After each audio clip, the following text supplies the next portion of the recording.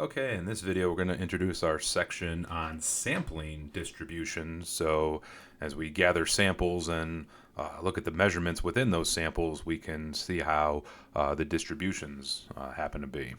So, for this video, we're going to look at working with sampling distribution of sample means. So, keep in mind, especially as we continue on in the rest of this course, that in statistics, we take samples in order to gather information regarding a population. Again, oftentimes it's either rather difficult or it might even be impossible to obtain information from all the subjects or elements of a population. So we need to take smaller subgroups within that population, and those are our samples, and we use that information that we obtain in order to get information about the population. So it's going to be a big theme in the rest of the videos of this course. So let's say we have a very small population of laptop computers, and we have a population of 4, and we have 1,000, 1,200, 1,600, and 2,000 as far as the prices are concerned. And we're going to take a simple random sample of size 2 from each sample. So again, simple random sample. Every sample of the same size has an equal chance of being selected, and we're going to create a frequency distribution of each sample. So in this particular one, we're going to sample with replacement.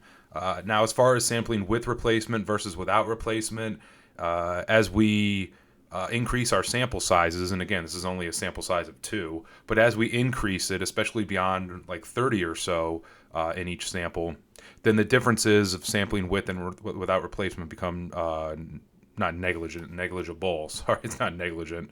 Sorry about that. Become negligible as our sample sizes increase. So, all right, so in example 1, we're going to obtain a sampling distribution, taking 2 samples at a time of the laptop prices that represent our population. And again, we only have 4 computers in our entire population. We're going to find the mean of each sample. Now, again, only having 4 in a population is going to be fairly easy to find the mean for the population. But again, we're using a simple example to build the foundations for what we're going to talk about in the rest of the videos for this section. So real quick, just obtaining sample sizes of 2. Again, we sample with replacement, so we could put the $1,000 computer, we can take it out, put it back, and then draw it again. So it's like putting these 4 prices into a hat, drawing a name, drawing a price rather, writing it down, putting it back, and drawing it again. Here's all possible 16 samples. So we could draw 1,000 and then draw 1,000 again after we put it back, and the mean of 1,000 and 1,000 is 1,000. So. Or we could draw the 1,000 and then the 1,200, and then 1,000 plus 1,200 divided by 2 is 1,100.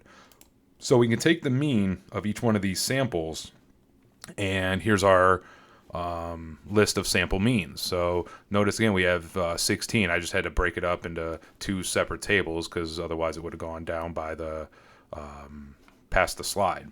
But it's a little bit of grunt work. I'm not going to lie to you, but here it is. All right, example 2, create a histogram of the sample means in example 1. So we're going to create a histogram here. Now I used Python to create this. Here we have 1,000. We had 1 occurrence of 1,000. Here we have 1,100. We had 2 occurrences of 1,100. So here's our first occurrence of 1,100. Here's our second occurrence of 1,100, etc.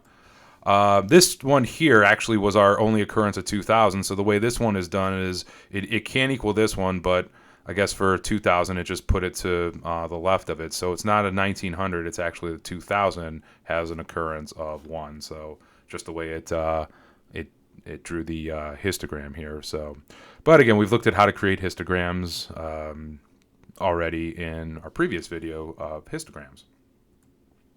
Determine the mean and standard deviation of the sample means. So if we go back to our table, if we take all these means that we have and find the mean and then the standard deviation of them, that's what we're looking at. So if we had a list of 1,000, 1,100, 1,300, all the way down to this 2,000 here, what would be the mean and standard deviation of that list?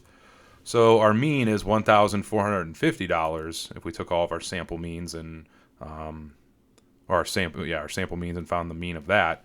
And then the standard deviation, the average spread, is about $271.57. So, again, not really dealing with a large population, but the idea is here for smaller populations, we can apply to larger populations as well in the next couple videos. So, all right, that about does it for this section and video. Actually, no, the video, not the whole section. About does it for this video. Thanks for watching. I'll see you next time.